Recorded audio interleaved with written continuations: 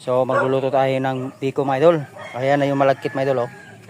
So kunin natin yung kanyang tubig. Binabad natin ng 4 na oras.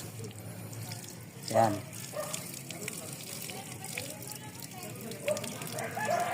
Ano, nibalik man siya dito natulog. Ayan. Iwan na natin yung tubig. Tapos ayan, lagyan natin yung kamay at saka asukal. Tapos gata. Nilagyan din natin ng asukal yan mga idol at saka kamay. So ngayon, ilalagay na natin yung malagkit dyan. So, tingnan nyo mga idol. Yes,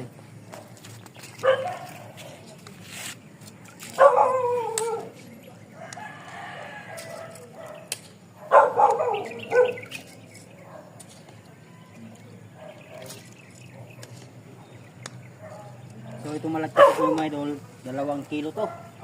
2 kilo.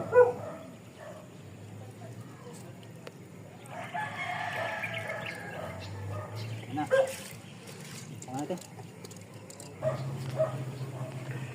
So ito na mga idol oh. Nilalagay natin yung malagkit. So bikos-bikos natin mga idol hanggang sa matuyo siya.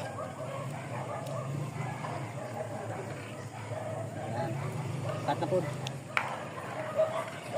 Ito mga idol oh, naglagay din tayo ng gata. Kumuha tayo dun sa kawali. Para lagay natin dyan sa ibabaw.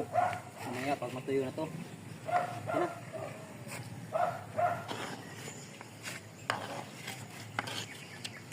Video na po. So malapit na matuyo mga idol.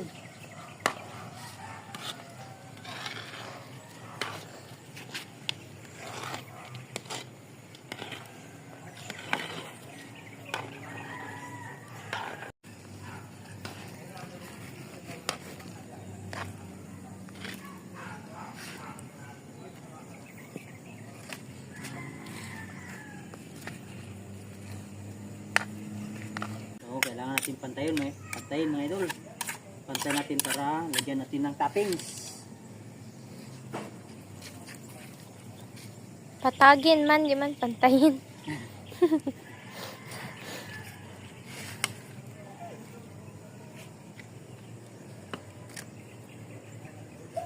Okay,